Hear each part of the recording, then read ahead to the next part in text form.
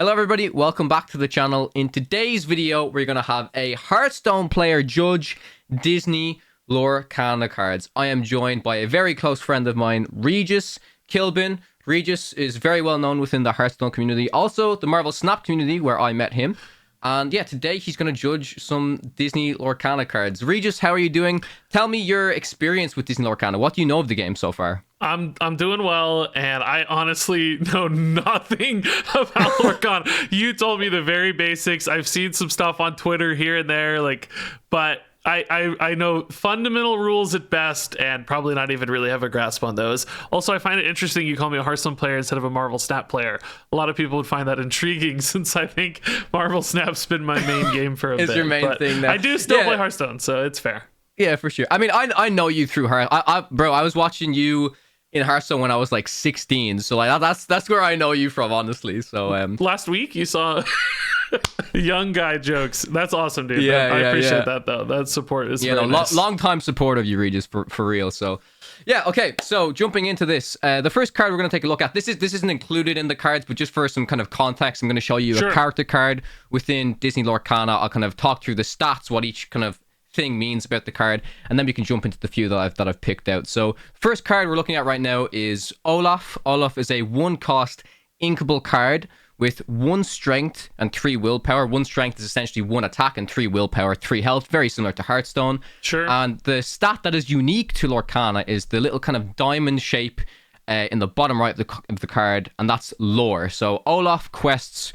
for 1 lore, and the objective of Disney Lorcana is you need to quest to 20 lore. The first player who quests to 20 lore wins the game. So it's not like you're hitting your opponent in the face like Hearthstone or anything like that. So this is a really kind of unique thing to Disney Lorcana, and that's basically the win condition. So in order for you to quest with a card, you have to turn the card. So there's multiple different things you can do with the card when it's your turn. You can attack with the card, you can tap it to do a certain action, and there are some other fun things you can do as well, but we'll get into that once I kind of reveal some other cards. So before we kind of jump into looking at a few cards, is there any questions you have for me so far about maybe the mana system in the game, anything like that? Well, I think I understand the mana system a little bit. Like, you basically bank a card for mana each turn. That was something I was a little familiar with. I'd seen that before. I have a question just kind of generally regarding the lore, right? Lore system. Correct.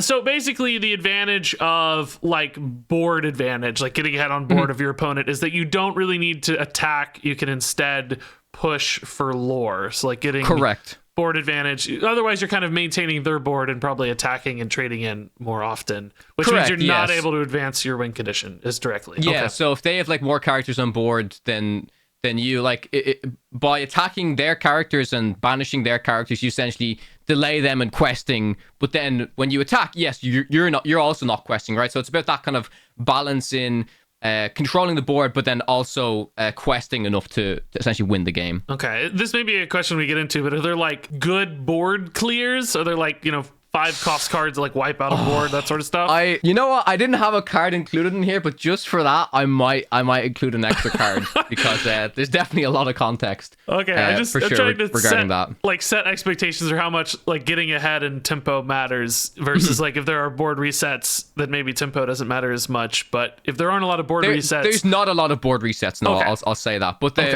therefore, the ones that do exist in the game are quite impactful, if that makes sense. I can imagine, yeah. Okay, so how we're going to structure this is I've picked 4 different cards from each set. So far, there's 3 sets of Disney Lorcana that have released. The 4th set's actually releasing in the next 2 weeks, which is super exciting. But I've picked 4 different cards from each set, and you're going to judge them and basically tell me if you think they're good, if they're mid, or if they're absolutely unplayable. So, yeah. Okay. Man, this is so hard. It's really difficult. It's really difficult. Okay, so starting off, I will send you the first card now. By the way, I think it's really funny that it's willpower, and you said banish instead of kill. It's really it's very Disney. Yeah. It's the characters hug each other. Yeah. Yeah, I found that very intriguing. Oh my gosh, this dude is he's big. So the first card here, it's Gantu. Gantu is an 8-cost inkable steel card. So steel is basically gray. It's the different color. Hearthstone has classes, Magic has different colors, right? So he's a steel card. He is a 6/6, and the little symbol at the very bottom, that's the rarity of the card. So he's a legendary card, which is the rarest card within Disney Lorcana. He quests for 2, and he has an ability called Under Arrest. Characters with cost 2 or less can't challenge your characters. And is challenge an attack? Challenge is an attack, correct. Okay. And what's under arrest mean? Under arrest is just like the it's not like a keyword, that's just the name of the ability. So it's kind of like more like flavor text, if that makes sense. Got it. Okay. What is Gantu from, by the way? I don't recognize this character. Oh, okay. He is from Lilo and Stitch. Let me tell you, there's a lot of characters through Disney Lorcana that I've discovered as well. Because, I mean, I would say most of us are familiar with Disney characters, but there's a lot of unusual Disney characters they've definitely used as well within this, which is really cool, right? It's like in Marvel Snap how you discover interesting Marvel characters that you weren't familiar with. I don't know any of the new releases ever. It's like they ran out of good characters. I can see the Stitch in his face though. I see it now. Yeah. Okay, so my thought is, so number one, I'm noticing that like the lore values really don't seem to scale linearly with like attack and health values. You know what I mean? Like it's only two lore, but we're up to like 6 stats, which is kind of intriguing. So like bigger cards later seem like they're more about kind of, this one in particular is like protecting your board state as opposed to like pushing more pressure later. In other words, like big bombs don't necessarily contribute extra to the direct win condition. It seems to me anyway. It's probably more about stacking up multiple threats, hitting for like 2, 2, 2, and 2. I mean, are there bigger lore values? Because you really can't even probably fit more than 4 in that space. There are definitely bigger lore values for sure. But there are also cards like Gantu who, like their impact to the board isn't to further gain the win condition. It's to kind of make your opponent's cards a little bit useless in terms of the only thing they can do is quest, and then you kind of clear them in some sense. But there are definitely cards that quest for more than 2, let me tell you that. Okay.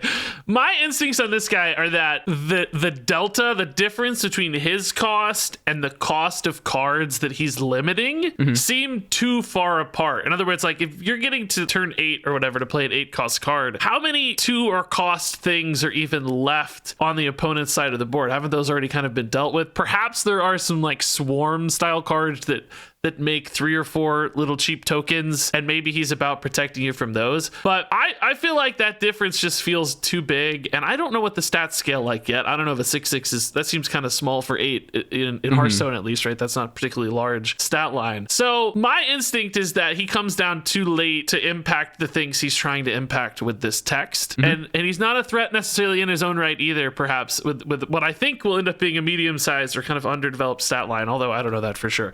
So I'm gonna say this guy is bad. He's a bad card. You nailed it, Regis. He is the most unplayable legendary in the game currently. It's not even funny how bad this card is, unfortunately. And it sucks because he's such a cool character. It's like there's a meme within the community now. It's like, oh, what are we gonna see like the next Gantu in set 4, or you know what I mean? Is this legendary better or worse than Gantu? It's like this is the measure for the worst possible legendary in the game right now. Yeah, and I will say too, like I'm used to digital card games, right, where bad cards can get better. But I guess in printed card games, he's just garbage forever, probably. Yeah, he's pretty bad. The one redeeming factor I'll say is if you see the tags that are on the cards, it says Storyborn, Alien, Captain. These are like the classifications or like tribes in Hearthstone. So I guess if there's ever like an alien deck in the future, you know, in multiple sets, maybe the synergy to have multiple aliens, like big, powerful aliens, might be relevant. But for the most part, I'm gonna say no. But they could surprise us for sure. Okay, well, I feel like I'm off to a good start. I feel like I had some logical assessment. Oh, you nailed there. that. Honestly, I'm really impressed because that was a trick when I was trying to bait you to say like, oh, this is just like a big, powerful card, but without seeing what the scaling between, like, I showed you a 1 cost card and then an 8 cost card, so it's definitely difficult. So the next card, I'm gonna have to explain a little bit about how this works. So this is known as a song card. So song cards. They're very similar to spell cards within Hearthstone. However, songs can be played for free if you have a certain character on the board as well. So if you notice on this card, this is a whole new world steel card, 5 cost, uninkable. And in the little bit of text at the start, it says a character with cost 5 or more can tap to sing this song for free. So say, for example, you had Gantu on the board, and instead of questing or attacking with Gantu, you can exert Gantu and you can sing this song for free. So you don't have to pay the 5 ink cost. You're essentially playing the card for free. But the effect of this card is each player discards their hand and draws 7 cards. What are your thoughts? Okay, so just understand, if they sing the song, they can't like attack or challenge or or do the lore thing. What's it called when you attack with your lore? When you quest to gain your lore. Okay. Yeah. Oh, gain. Yeah. Okay. Attack with your lore sounds funny. Okay. So 5 costs, but basically free if you've managed to stick something. And can you play a 5 cost and then use this the exact same turn, or do you have to wait a turn? You cannot. It's like Hearthstone. The card. It's known in Lorcana as the card is drying. Its ink is drying. So. Okay. Yeah, you have to wait until the turn after to use it. But then also the thing about this card is, compared to Gantu, if you see the symbol in the top left, it's not like the kind of circular ink symbol that Gantu had. It's just like kind of like I think that's like a hexagon. This is an uninkable card, which means unlike Gantu, you can't put this card down as a resource. It just like has to stay in your hand until you either cast it for free as a song, or you what's known as hard casting it, and you just pay the 5 ink. Yeah, okay, that makes me nervous for a card like this, because this is a card that wants your hand to be more empty. And I'm assuming the way this works, even if you have 0 cards in hand, you still draw the full 7. It's not a 1-for-1 exchange. Yeah, if you have 0, if this is the one card in your hand and you cast this, you draw 7 cards. Correct. Okay. Cool. I think for that reason, I think I like this card. I think this one seems like it's going to be pretty good to me, because I'm envisioning a world where you play a faster, higher tempo deck. You maybe it even like tops out at like 5 cost minions cards.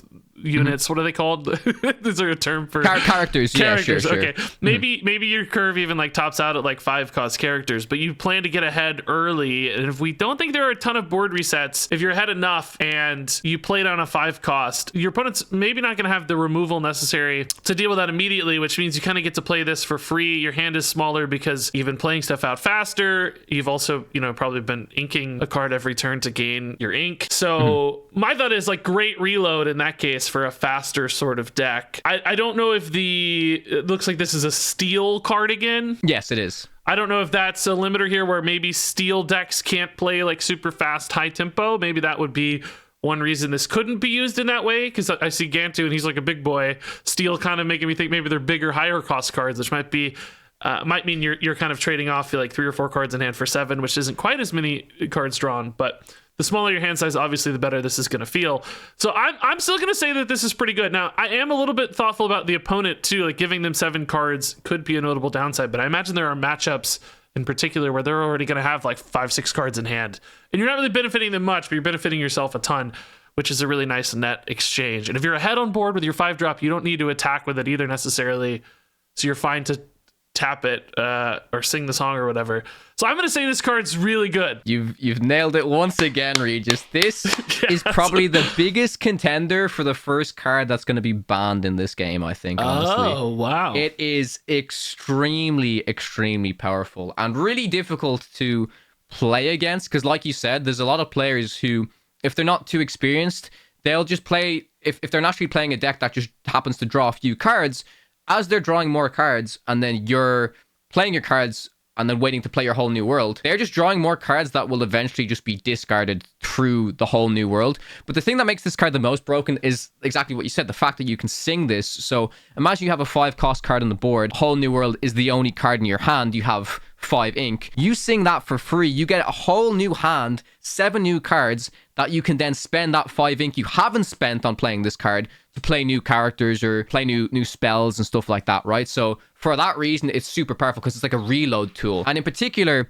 there are some ramp decks that utilize getting to 5 a little bit faster, in terms of you get your 5-drop out faster and then you sing and then you keep ramping. So suddenly you've gotten rid of what your opponent's game plan is going to be in their current hand. You've reset your hand. You've got more ink than your opponent, and that's essentially how you win the game. But one thing I do want to mention, and I actually didn't give you this context before. So yes, this is a steel card, but in Disney Lorcana, you can play like 2 colors essentially. So you could play like gray blue, or you could play gray yellow, right? So this card it may not function in certain types of decks, but I will say for the most part, in most color combinations, it is extremely, extremely good. Are there restrictions on like color? Like you have to run a half and half, or can it be any mix? Like 3 no, steel you can cards? you can play mono if you want. You could play 1 steel card and 59 blue cards. So the limit on deck size is it's a minimum of 60 cards, but you can do 60 plus if you want.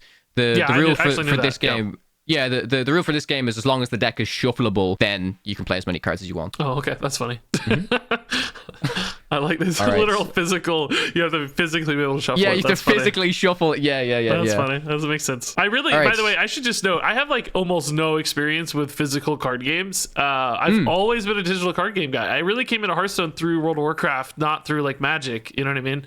So I had like a year or two of just like learning card games. I literally just like studied, read articles, and tried to learn about card games because I didn't have the experience. Not all of it translated to Hearthstone, but still just learning kind of terms and how things worked. I mean, this is my first physical TCG, honestly. So it was a lot of fun. And Hearthstone is like the context I had going into this game. So I think it's definitely interesting because I feel like, at least so far, a lot of your judgment calls on this have been right and very similar to mine from the experience I've had with Hearthstone. So, all right, we're going to move on to the next one. The next one is going to be an amethyst card or a purple card. And this is also a new card type that I haven't shown you before. So this is what's known as an item card, or in Magic, they're called artifacts. So when you play an item card, it sits on the board for the rest of the game until it's either basically until it's removed some way. So some cards, like you can banish an item in order for you to draw a card. That's like an actual character card with that ability, or your opponent can play a card to banish an item, but it basically sits there and you can activate it every turn. Every turn. Okay. Every turn you can, because you can tap your card every turn unless there's a card that says ready this item, and then you can kind of tap it again and stuff. But the particular card we're looking at here is Magic Mirror. It's 2 cost, uninkable. So again, you can't put this down as a resource. It is a rare card, which is the symbol at the bottom there. And the ability is Speak. So tap, pay 4 ink to draw a card. What are your thoughts? Bro, 4 sounds so like, that sounds crazy high to me. I feel like there's something here I'm missing, because I feel like 4 cost, well, really 6 costs to get even your first. Your first card drawn is that sounds absolutely outrageous to me. I guess maybe one piece of context I'm missing here is like, how long are games and how much mana / ink, whatever, do you get at the end of a game? Because I guess if you're playing 20 turns and you get up to, is there a cap on ink? There's no cap. No, there's no cap. So if you get up to like 12, 14 ink or something and your hand sizes aren't that full, you might be able to spend 4 kind of for free forever. So there might be some like super grindy, control-y, like long-term decks that just kind of bank this early, and then eventually that 4 is just free because they're floating, a bunch of excessive ink anyway at the end of the game, and they just have turn after turn an extra kind of resource generator, because I imagine hand sizes are somewhat small in this game without a whole new world refilling your hand with a ton of cards.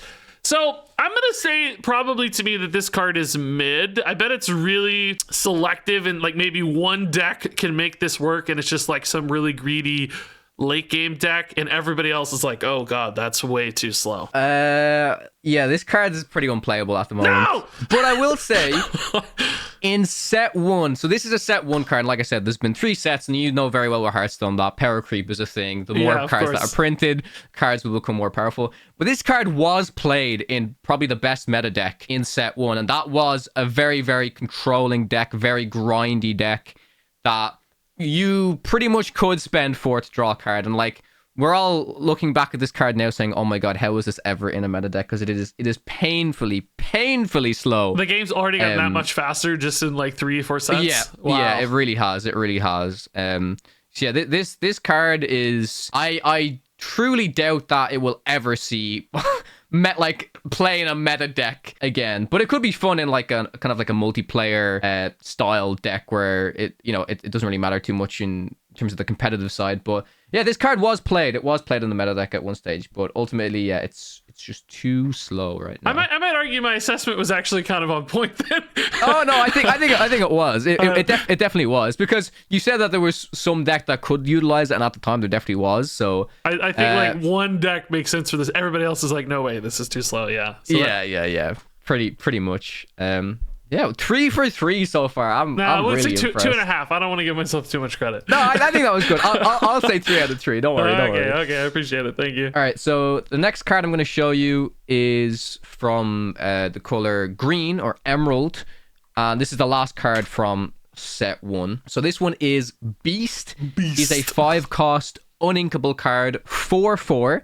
With Rush. Rush is the exact same as it is in Hearthstone, so this character can attack as soon as it comes into play. Quests for 2 and has the ability Roar. When you play this character, exert all opposing damaged characters. So something I haven't discussed with you is when you challenge characters or attack characters in this game, it's not the same as Hearthstone in terms of, in Hearthstone, you can just freely attack characters whenever you want, pretty much. Because in Lorcana, cards can be tapped or exerted, it basically means that you can only attack exerted cards in Lorcana. Say, for example, you were against me. I had an Olaf on the board and I quested with Olaf, meaning he is exerted. So he's turned sideways, essentially. And then you play Beast on your turn with Rush. Then you could attack Olaf. But if I decided on my turn not to quest with Olaf, that essentially keeps him safe and you could not attack into the card. You could use maybe some like damage removal or a spell to get rid of him, but like your characters could not challenge or interact with that card. Does that kind of make sense? It does. Yeah, I'm trying to really quickly think about all the implications of that and like it is very important. Like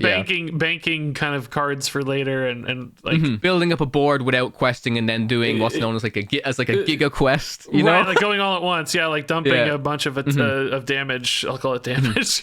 Quests or lore at once. Yeah, that's interesting.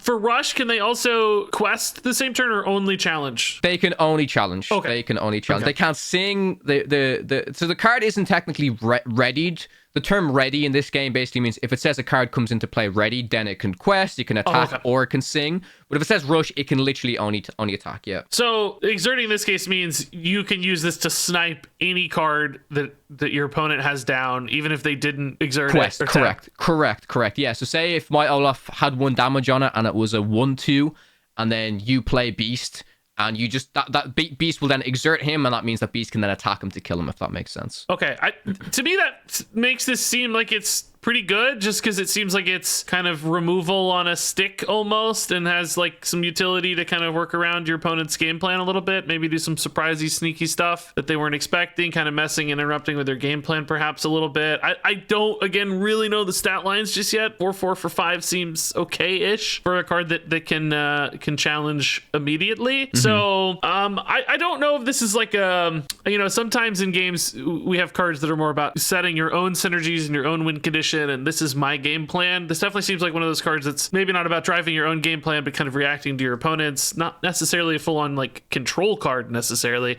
but for that reason I might say this card's like kind of mid, because I think a lot of decks will just have like a synergistic thing they're trying to do and enact this line, and this maybe doesn't necessarily fit into that all that well. Particularly, you have just such deep decks. Cards like this, I don't know if you can afford to give up that consistency for just like a card like this you toss in. So I'm gonna say mid, but probably on the good side of mid, maybe. I'm cheating. This is also a very, very unplayable legendary, unfortunately. What? Yeah, no. It's pretty tough, and like there's a few factors why.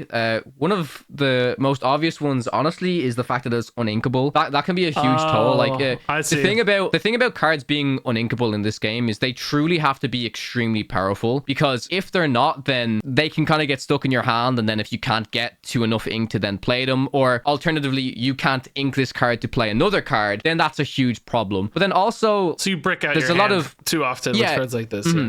There's also a lot of conditions attached to this card, right? Honestly, if this card just said, when you play this character, exert all opposing characters, this card would be way better. But because it says damaged characters, it means your opponent characters already have to have that condition met, right? And yeah, you could probably do some combos where like maybe you damage, I don't know, like deal 1 damage to all of their characters somehow first and then play this card. But that's a lot of steps to kind of really make this disruption tool work. The one thing I will say is that exerting your opponent's characters is really powerful, and there are examples of cards like that within this game, uninkable cards that do that really, really well. But yeah, it's the damaged characters part that make this card pretty tough. The stat line as well, also, I'm gonna be honest, is not that great. There are some rush cards that cost 5 that are way better statted than this. Okay, that's good to know. So yeah, it's unfortunately it's not too playable.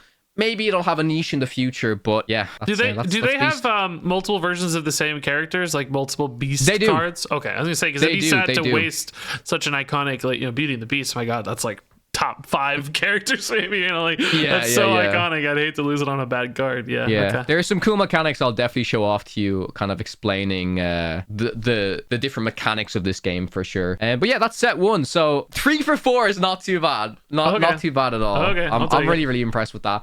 But then we go into set 2, which I'll say, again, even moving from like one set to another set, there is definitely power creep. But for the most part, there were some staples in set 2, but there were also a lot of kind of underwhelming cards. So I'm trying to kind of confuse you here. I'm not going to be like, oh my God, everything in set 2 was busted, because there were definitely some mid to awful cards in this set as well. Yeah, what? Just for clarity, like, what are we defining as mid at this stage? Like, does that mean like played in one deck, or like maybe okay but just not played? Like... I think played in one deck is fine, because I would have counted like your guess of the, what was it called, Magic Mirror, to be kind of accurate, because it was mid at a stage. Like, even in that deck, it wasn't like meta defining. But yeah, like a mid card would be a card that's played in like, say, a combo deck, because it works in that specific deck, I would say. Okay.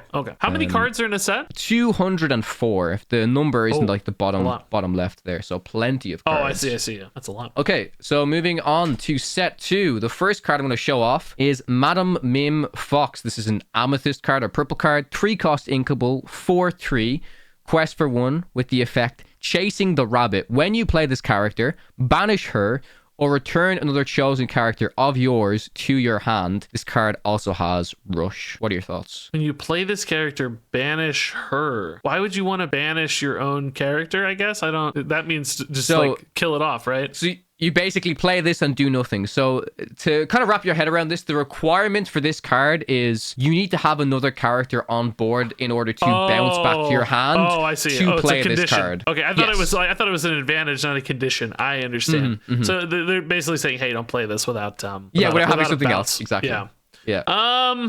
Boy, I'm intrigued, because like Shadow Step style effects in Hearthstone, where you're pulling your own cards back to hand, can be pretty insane, but they usually have some kind of like discount or bonus to them. And in this case, I don't know that there's no obvious discount or bonus. Now you do still get a nice like body on board. It looks like the 4/3 with Rush, like you're getting some upside immediately on it, which is pretty cool.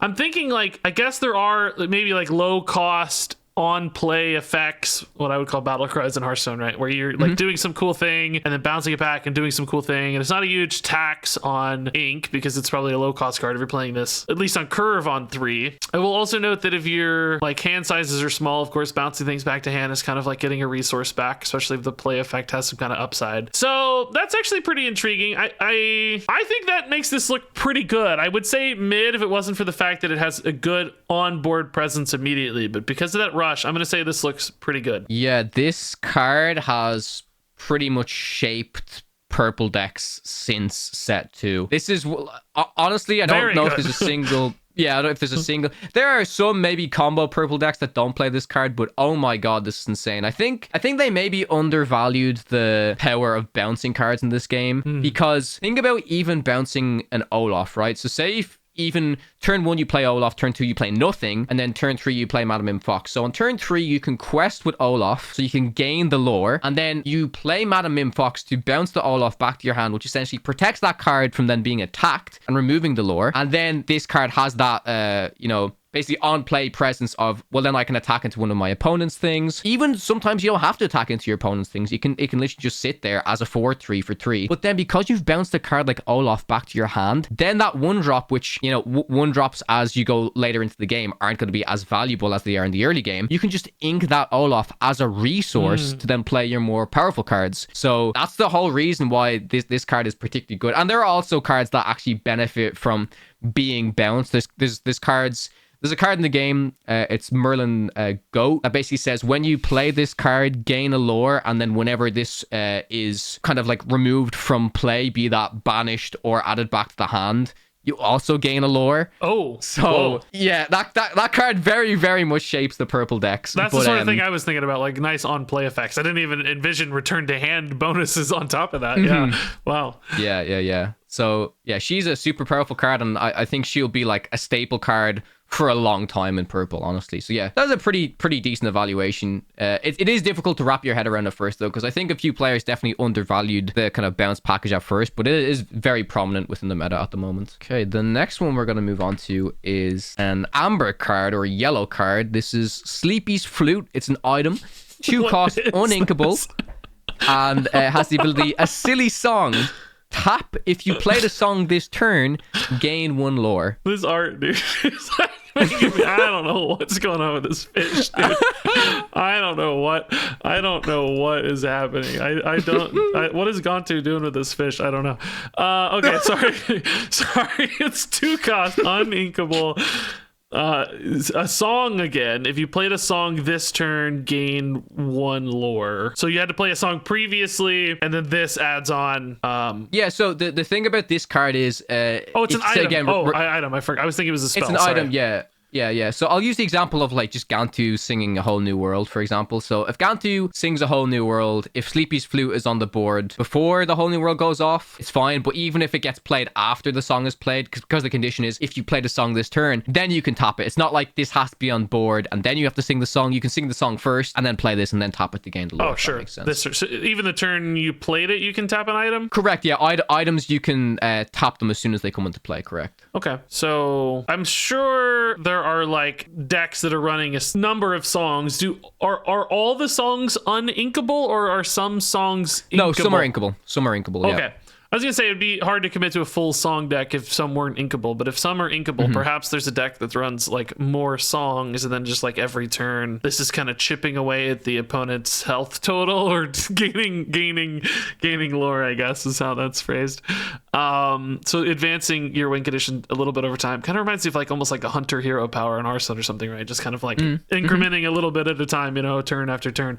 I will say like it seems like it might take a while to stack this all up, like 1 into 20, that's 20 turns. Obviously you're going to be contributing damage in other ways, but what's the kind of cost efficiency for lore per cost? This is a 2 cost card. If you get 3 lore out of it, is that efficient? Do you need to get 5 lore out of it for it to feel efficient? You're also sacrificing a little bit of tempo for a 2 cost, so this might be something that comes down later rather than earlier. You may not want to play this on 2 because you're sacrificing tempo too much, board presence too much. Yeah, you're not playing a character, correct? So you want to play it earlier to stack it up more and more over time, but it kind of wants to come down later as well. So my instincts actually say bad, but I do wonder if there's some deck that's just so song heavy and like can kind of grind out, a 10 turn game after this is played and just kind of whittle the opponent down that it gets up to that mid range. I guess I'll just go with the instinct though and say bad. So I feel bad because I want to give you this one, but I'm not going to give it to you because at the start, we all valued this card as, well, I don't know if we all valued it, but I wasn't too high on this card. I know Moyen was a little bit like, he thought this card kind of had potential, and then he experimented with this card, and it's a certain way to play the song decks, because there is like an Amber Steel song deck that is extremely powerful. The good thing about a card like this is in Disney Lorcana, again, context, I haven't given you this context, you can play 4 copies of each card in a deck. So if you play 4 Sleepy's Flutes, even if you have 2 out on the board, then as soon as you sing 1 song, you tap it and you're gaining 2 lore because of that song. Now, it doesn't stack, so say for example, if I play 3 songs a turn, I can't tap this 3 times. You can only tap an item once per turn. But because of that, yeah, it's like that. It's basically another way of gaining lore that doesn't require you to have play a character, wait for it to dry, then quest, then gain your lore. This is like an alternative way of gaining lore that your opponent can't really interact with unless they specifically run item destruction. The same way in Hearthstone, some decks run like weapon removal and stuff like that. So for that reason, yeah, this card is played in those Amber Steel decks, and I would say honestly they are considered to be tier 1 decks. There are different types of styles that you can play. So you can play like the Sleepy's Flute item heavy deck, or there's like another way to play that deck as well. But for that reason, yeah, Sleepy's Flute was slept upon. But it's really popular now. So you were really fishing for a joke there. Oh, nice one. So does this get played like on 2, or do they play it later, or like? No, you can play on 2 for sure. Okay. Playing this on 2 in that deck is pretty fine because there's a card in that deck. I'm not going to show it to you, but there's a 1-cost card in Amber Steel. It's an Amber card that acts as there's a keyword in Lorcana known as Singer. So it has a Singer 3, which basically means this 1-cost card can sing 3-cost songs, which is like really powerful. So from the get-go, like if your 1-drop can start singing songs, it's like super powerful. And you're completely correct. The earlier you get this card down, nearly the better, because then you just you take advantage of every single song you play from the start of the game, and every song then turns into a lore, right? Yeah. Okay. How long are Lorcana games on average, like turn-wise? Turn-wise is tough to say. I would say on average maybe between 15 and 20 minutes. Now obviously depends on the matchup, right? Minutes or turns? Minutes or turns? Minutes. Oh, okay. Minutes. I don't know how long a turn takes to. Yeah. Well, it's different in like physical card games because there's no like rope like Hearthstone. It's pretty much like you have to play in a timely manner, and if not, people will call a judge, and you can get warnings for slow play and stuff like that. Yeah, I would say between 15 and 20 minutes because in like a best of 3 format, you have 50 minutes to play all of your games essentially. So 15 to 20 minutes is, I would say, the average. Let me ask another way. What's like ink total do you end up at a lot of the time in a range? Is it like 10 ink, 20 ink? That's very difficult to say. It varies a lot, and it varies from deck to deck. I'm just trying to decks, cheat like you with said, some extra context here. of course. Yeah. I mean, so some decks do what you said, actually. Some like cap out at 5. For example, like one of the decks I love playing can kind of cap out at 5 for a little bit, or maybe cap out or 6 or 7 in order for you to play like a 4-cost and a 3-cost card together in one turn rather than just one. But it depends. And there's also some ramp decks that can literally get to like 15 ink and stuff, which is kind of crazy. So speaking of, well, what cost? How high do cards get for cost? Like 10? The highest cost card in the game right now is 10. Correct. Okay. So speaking of ramp, I'm going to show you a blue card or a sapphire card, because sapphire is the color of ramp within Disney Lorcana. So this is a character card. His name is Hiram Flaversham. So he's a 4-cost inkable 1/6, quests for 1 with the ability Artificer. When you play this character and whenever he quests, you may banish one of your items to draw 2 cards. Okay. Whenever you play this character, so he has an on play and whenever he quests. So 1/6 makes you think he's like pretty sturdy for a 4-drop. Like 6 sounds kind of hard to deal with.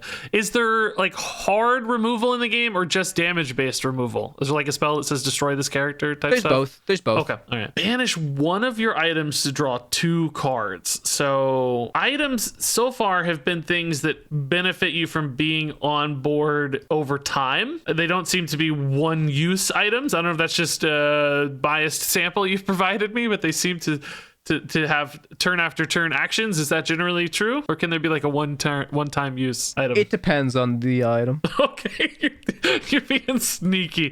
You don't want to give me too many clues. So I mean, even if they are repeatable after time, there may be some that are just so efficient they're worth it to use like once, and then you're happy to exchange 1 card for 2 because there's a net 1 card advantage here to draw 2 off of Hiram. In a ramp deck in particular, you're probably gonna have a lot of ink to spend, so you want to have a notable number of cards in hand. So, you know, card draw is something you probably value quite a lot, although you may also be running bigger cards which only require 1 card per turn to kind of keep up, so that's another side of it. My instinct though is that resources are pretty important in this game, particularly because they turn into your resource mana pool, your ink pool, and I'm sure there are enough like items you can kind of like throw away, or maybe even some like, can you generate like token items? Like, is there like cards that make there's no tokens so far in Disney Lorcana yet. So they are actually cards for cards you're trading in. I mean, it's still a net 1 though. I mean, I think this card looks mid. I'm gonna say mid. I don't know how this card was printed. It's absolutely so broken. Really? Busted. It is busted. It's a 1/6, which I will say at the moment in the meta, that's 6 health. If this was a 1/5, oh my god, the difference between a 1/5 and a 1/6, it's a really big 6 break health point. is so important. And I am gonna just for context, I am gonna show you a card that you just absolutely combo with this. And you were trying to get it out of me talking about, oh, are there cards with like just kind of on-play effects that matter. So I'm going to send you a card right now. This is Popsicle. That's a 1-cost inkable How cute. item that says when you play this item, you may draw no way, card. dude. What? It's actually a banish and play bonus. Perfect for Hiram. Oh my god. Yeah. I see. Okay. Well, the banish bonus for this, just so you know, it doesn't work with Hiram. So if you banish this card, it doesn't mean that you can remove up to 2 damage from chosen character. You have to choose to just banish the Popsicle in order to heal. But that part of the text, honestly, is used maybe. I see. Okay. It's used like 10 or 20% of the time. The main thing is you play this, you quest with Hiram, you kill it, you get 3 cards, right? It's really, really good, and it's so cheap that like this is the filtration. So you play a Popsicle, play Hiram, get another Popsicle, play that Popsicle. The next turn you can quest, kill that Popsicle, draw cards. Like, yeah, it gets so you crazy. kind of baited me with the first 2 items because, like I was saying, it seemed like they were balanced for cost around their kind of long-term upside. Those first 2, you wanted to hit them every turn or whatever, and then this one you only want to get it once. He doesn't do anything on board over time. So I can see why that's such perfect fuel for Hiram. Okay, so it seems like card draw, by the way, is just like really valuable in this game. Like every card draw card, you're like, oh my god, this card's insane. it's huge because in a game where your cards are resources, like you're putting down every turn you're essentially going to be putting down a card, like sacrificing a card to play a card.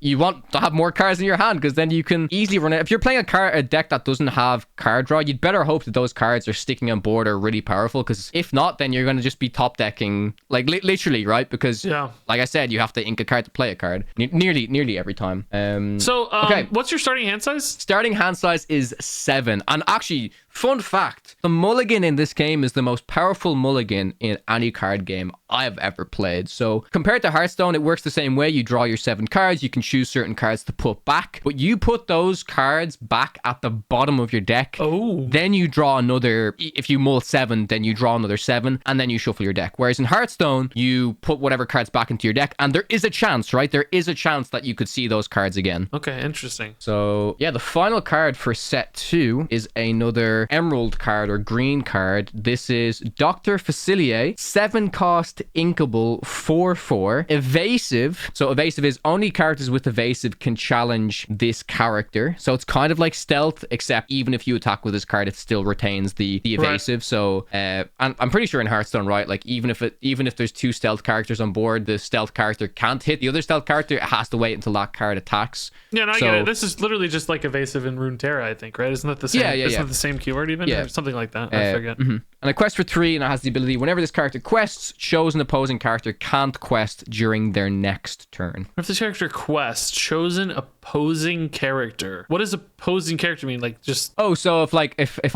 I have Dr. Facilier on board and you have I'm going to keep using Gantu as the example. Sure. And you have Gantu on board, then I quest and I can target the Gantu. Or if you have a Gantu and an Olaf on board, you just choose which one. So choosing opposing character is you just choose one of your opponent's characters. Yeah. So it doesn't have anything to do with the actual questing. It's just a bonus kind of reference. It's it's like when you quest, like you get the 3 lore, but then you also get this advantage for when you quest, right? Got it. Little bonus. Okay. Well, I mean, this all sounds like really powerful effects. I mean, shutting down your opponent like from questing could like stop some lethals and stuff late in the game.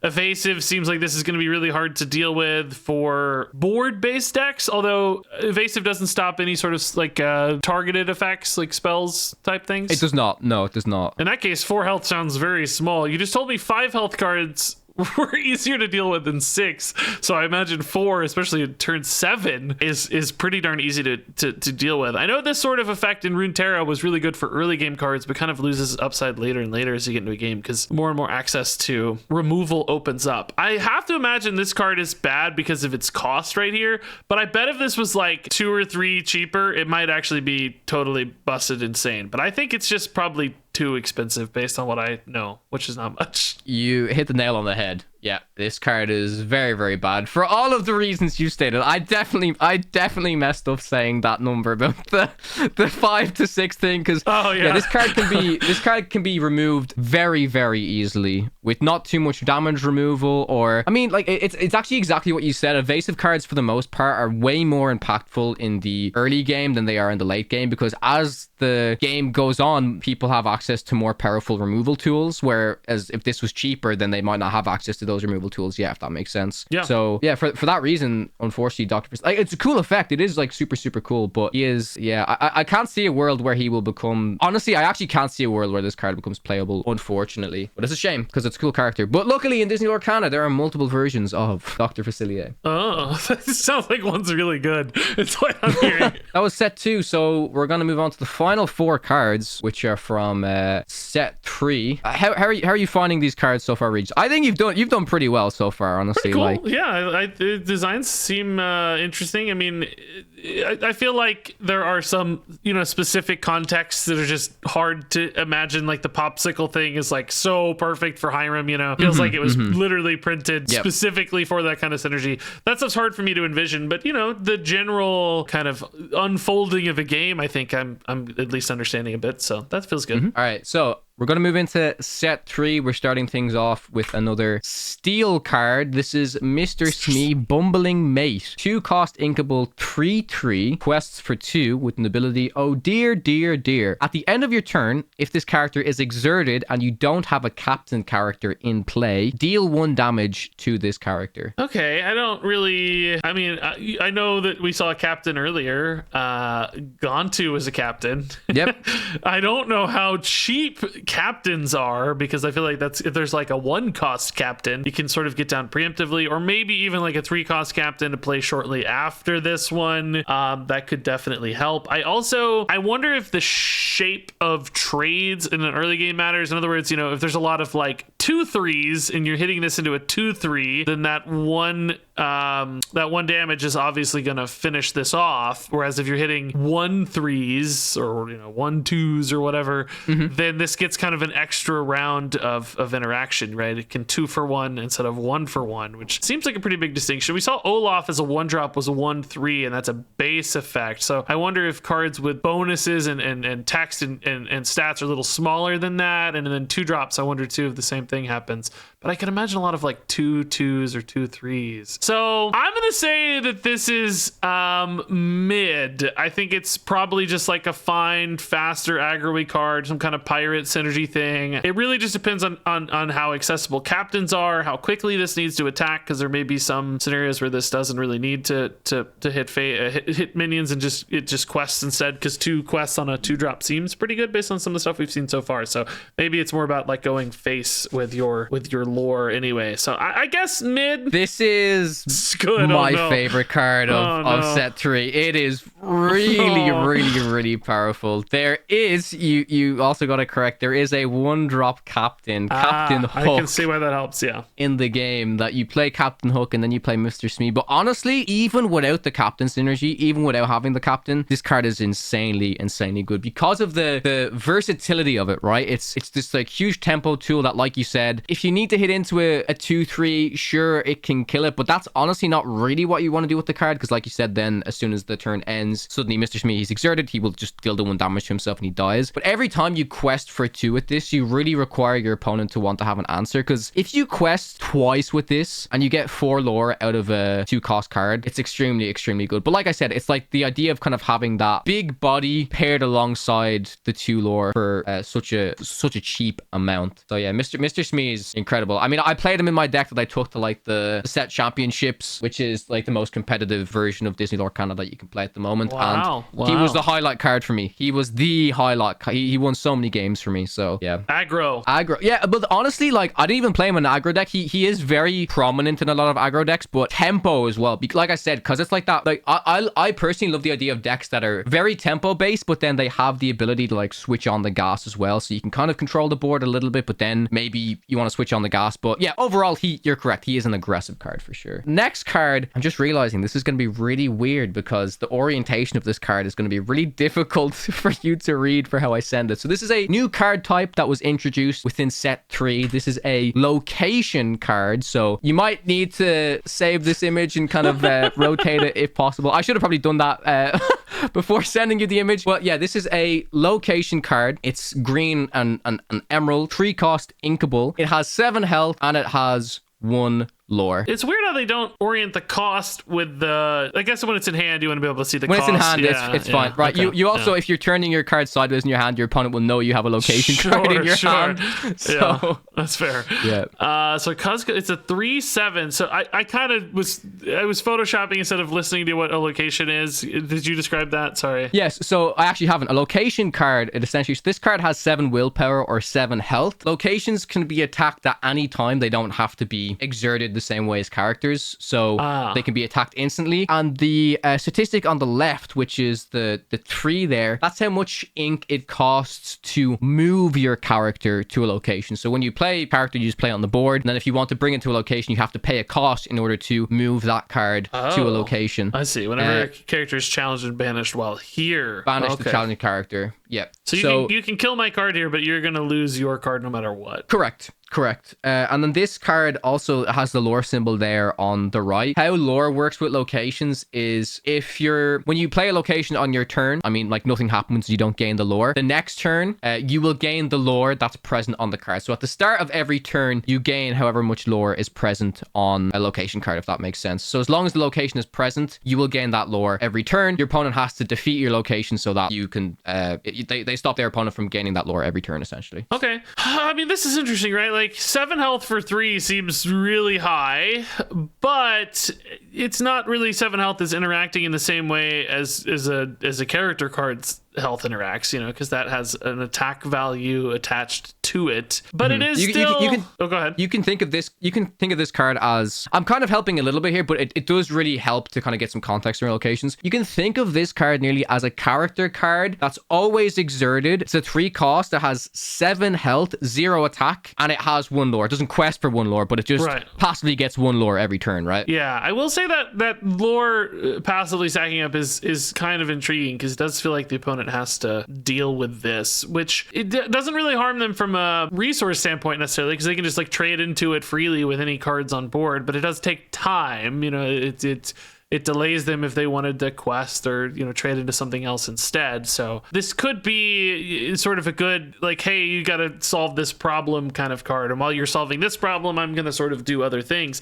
What I'm intrigued about is this spending 3 to play a card here, to play a character here. That sounds bad to me. I feel like that's a huge tax and overhead on this sort of effect. Because, like, I feel like a lot of the times, if a character is challenging or banishing your character anyway, I mean, I have to imagine like it's kind of a 1-for-1 trade a lot of the time anyway, right? Like, trades, I guess we didn't really talk about trades, or it depends on cards, but like, yeah, I mean, it's just like if your opponent has a big card and then you have a small card, I guess that's kind of the advantage. If they value trade it, yeah. But you have to pay 3 for that. So it's like, is their card worth more than 3? You know what I'm saying? Like, you spent 3 for that upside. Their card, if it's 1 or 2 more to take a value trade, like, don't you still lose out on a net kind of expenditure? I feel like you're trying to talk me into saying this card is good, but I'm like not sure I see it. I mean, I feel like this is bad, but I feel like you're trying to talk me into otherwise. So I'm curious. I don't know. It's a bad card. Oh, yeah, you got it. It's a bad card. It's trying to sneak me. It's pretty bad. It's for multiple reasons. I think the effect is fine. Yeah, the cost to move the character is huge. Like, that's really difficult to do. And then also, if you think about it, if you do successfully move a character to this location and you quest with it and it's exerted, because your card would have to be exerted in order for it to be challenged, right? It's not like you can just leave your card here, never exert it, and get an advantage out of it, which I will say some other locations actually that's how they work. You're nearly benefited to not quest with your card whilst at the location because you get some other type of benefit. Sure. With this effect, you have to quest. You have to do something with your card in order for it to be banished to then get advantage. So a lot of the time with this location, instead of actually attacking the character there, would you not, as your opponent, like, would you not just focus on killing the location itself? Because I know it's 7 health, but 7 health to 3, yeah, it's a lot, but over like 2 turns, it's probably gonna die, more or less. So my point for this card is, yeah, you just focus on killing the location rather than killing the character on the location. It would have to literally be like, oh, I put this character on this location that quests for 5, you can't challenge it, or some weird, you know what I mean, for it to be actually beneficial. Almost but like what a I will combo finisher or something, like I'm banking this quest for later to save up.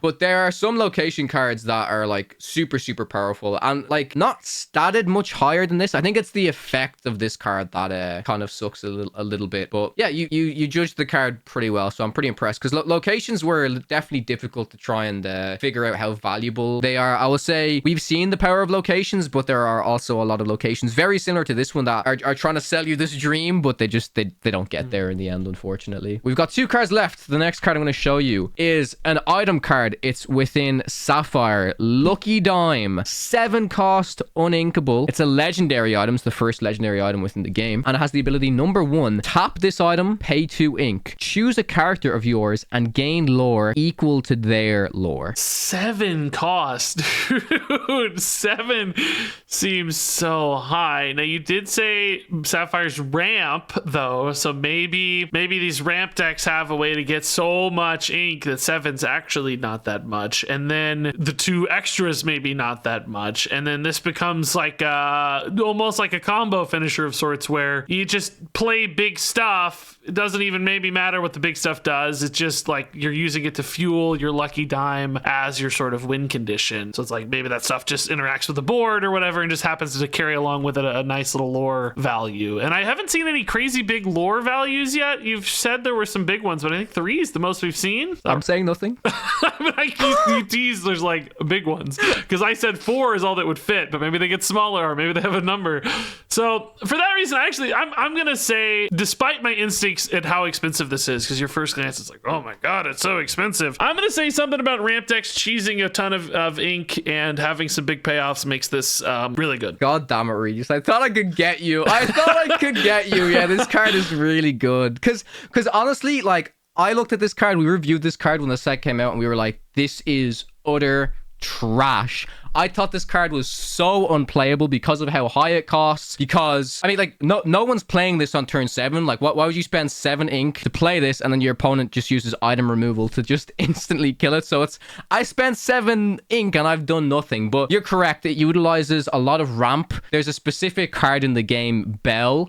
Bell reads that when you have 10 or more ink within your inkwell is just like your sure. mana pool, essentially. Then she quests for 5 lore. So you play, the combo is you play Bell for 4, you play Lucky Dime for 7, so that's 11, and then you tap the dime for 2, 13, to instantaneously gain 5. But throughout the game, you should be kind of getting a little bit as time goes on, and then if your Bell survives, then the next turn you're questing for 10 in total, which is half of your win condition, essentially, right? So yeah, Lucky Dime is really powerful. It's not a card that you run 4 of in a deck, I will say. You only run typically 2, because the bad thing about this card, right, is obviously it's uninkable, right? Yeah. So if it's the early game and you don't get your ramp and you're kind of just sitting here with this dead card that's literally doing nothing, you could lose the game like that, right? But the specific ramp cards in this game, one is a specific item that basically says it's a 3 cost inkable card that when you tap it, you can ink any card in your hand. So suddenly uninkable cards become inkable. So in that type of deck, even if you don't need it for the moment, you can just turn it into ink if you have that item on the board, right? So for that reason, Lucky Dime is very good. It's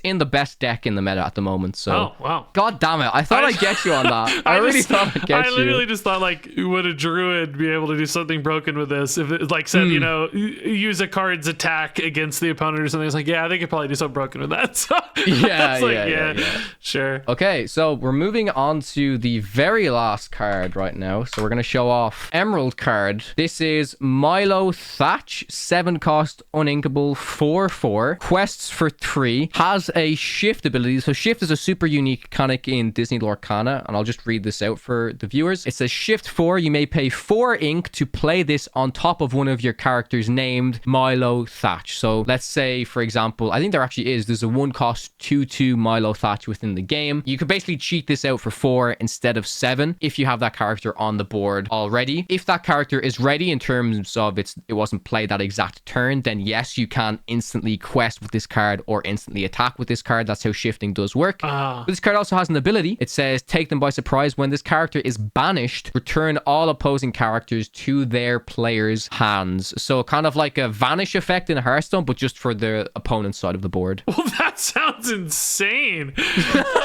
So they just can't remove this, basically, or if they do, they lose their entire board. And you can basically play this for 4. Can you play it on the same turn as you play the 1 or 2 cost version, whatever you said it was, or do you have to? You can. So you can essentially pay 5 for if it's a 1 cost 2/2, right? You pay 5. But the thing is, if you do that, then this card is just sitting there, right? It can't instantly attack or sing or quest or anything like that. Like a notable thing to talk about when shifting cards is, like I said, if the character's already ready, then with certain songs you can instantly sing. So you'd have like a 2 cost card on the board, shift into like a 6 cost, and then that 6 cost can sing like a 6 cost song or a 5 cost song or something like that. And it can use like 3 lore instead of like 1 or whatever's on the base. Yeah, version. exactly. Yeah, for sure. But it might still be okay to load it up early. Like if you, well, I guess playing down the 1 drops maybe not too risky. It's not usually going to get removed. You know, like you can trust it being there the next turn to shift, or does it sometimes get dealt with? You know what I mean? Because I would think I would want to play them together just to make sure that it's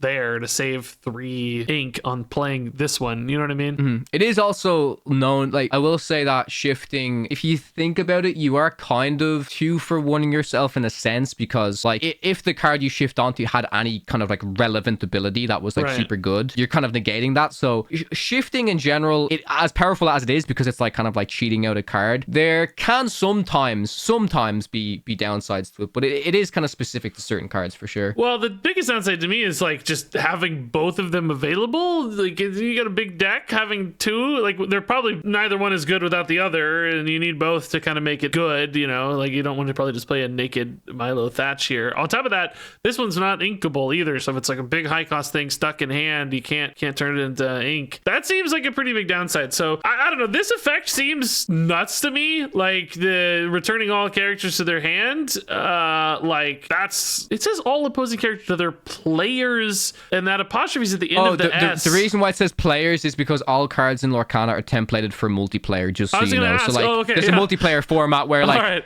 I mean that makes this card extremely good in multiplayer, right? Yeah. You bounce all of the opponent's cards back to their hand, and then you're just it's pretty good. I was wondering if there was multiplayer, because that's a possessive of 2 people, or you know, plural. I think the conditionality on this, like the effects sound nuts, and if you play this for 4, that sounds nuts. But I'm worried like conditionality and lack of flexibility from inking it. I'm going to say maybe mid, but maybe on the weak side of mid. Maybe bad, kind of. I'm trying to cheat here. You nailed it. Yeah, you got it. I couldn't have described it, but like honestly, I wouldn't call this card absolutely terrible, but I also wouldn't call this mid. I'd put it like literally what you said is exactly where I would put this card. Because I read this card as well, and I like this ability is absolutely insane. The downside of it is it's and this is the case with a lot of cards in Lorcana. Obviously, characters with ETBs or battle, so ETB in Magic is known as enter the battlefield, or in Hearthstone's battle cry, right? Characters with those effects are super relevant. Like imagine it's like when you shifted this on turn 4 or whatever, just send everything back to your opponent's hand. Like that would be super powerful. But it's because it's when this card is banished. But even in that effect, right? Like if you've shifted this card onto a 1 cost and you do it for 4 and then you quest for 3, it's turn 4, let's say, right? Your opponent has like a 3/3 and maybe a 2/2 on the board. Just trade them in anyway and then play. Yeah, they just trade them in, and then they play their cards, right? So it has to be a very specific board. Like your opponent has such a massive board, you just can't deal with it. And then because it's not a enter the battlefield effect, it's like, well, yeah, you play that. They still then have to make the trade, so they can make the optimal trades, and then it's less disadvantageous for the opponent, right? So yeah, this is all the reasons basically why Milo isn't played too much. But I want to think that there is potential in the card for sure, because I really do like the effect, but it is just ultimately too slow. And I will say, Regis, that there are a lot of cards in Disney Lorcana with this shift ability that you just play them for the cost without shifting, because they are that good. Like they are literally that good. Unfortunately, This is not one of them. Yeah, this seven is not sounds, one of them. 7 sounds really prohibitive because especially at that stage of the game, it's like the opponent's probably, I would imagine, like pushing towards an end game win condition, and maybe don't even care about their board as much anyway. I don't know. Maybe they still need some. Yeah. So that's it. What do you think so far? I have to say, I don't know how many you got wrong, but I'm gonna guess it was like only maybe 1 per set. So that's like really impressive. Yeah, I feel like I did okay. I'm not gonna lie, better than I thought. I think it says a lot about the design of the game, though, that it's that intuitive. You know what I mean? Like, obviously, I relied on some, card game knowledge and experience and all that sort of stuff. But it's a sign of elegant design, perhaps, that it kind of matches up with expectations, even with systems that are kind of unique and have some like songs, totally different kind of thing, but still.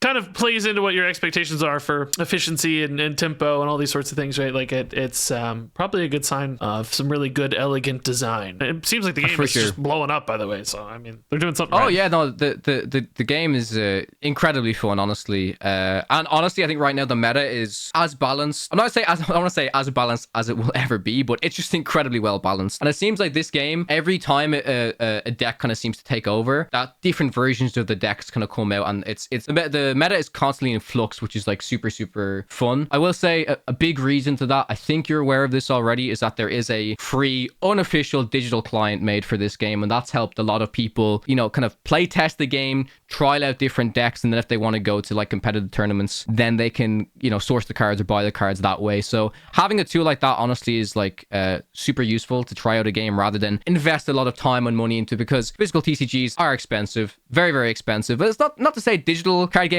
aren't expensive either, but companies have to make money at the end of the day. So having a tool like Pixelborn, that's the name of the digital client, is super useful at the end of the day, because you can just test cards and stuff like that. And the guy who makes it, it's one dude. He runs tournaments. He does a lot for the community. So Lorcana is one of the few I don't say one of the few card games, but it's a very communal card game, both in the sense of casual play and competitive play. And I think it's only going to go up from here. Over the summer, there's going to be the official competitive scene. So if anyone is interested in trying out Disney Lorcana, like I said, be sure to like try out the client. I'll have a link for that in the description. But yeah, thanks again, Regis, for joining us on this journey. I'd love to have you back. Actually, I may possibly have you back for another episode of this, because there's another trading card game I've got into recently, which is Star Wars. A Star Wars, yes, a Star Wars trading card game. And that, if you think that this game has some unique effects, let me tell you, the Star Wars one has a lot of unique effects. So guys, let me know down in the comments if you want to see Regis judge other cards from other card games. Do let me know. But yeah, Regis, shout out to everyone where they can find you, what you're up to these days. I'm on YouTube. I don't know. It's Regis Kilbin. I play Marvel Snap, some Hearthstone here and there. Mostly just show up on Kawa's videos though. That's gonna be my main job moving forward. I may become the international star of Disney Lorcana the way this went. Honestly, I feel like I got the instincts for it. So let's see. All right, man. Thanks. It's always a pleasure as usual. Hope you guys enjoyed the video, and I will catch you in the next one.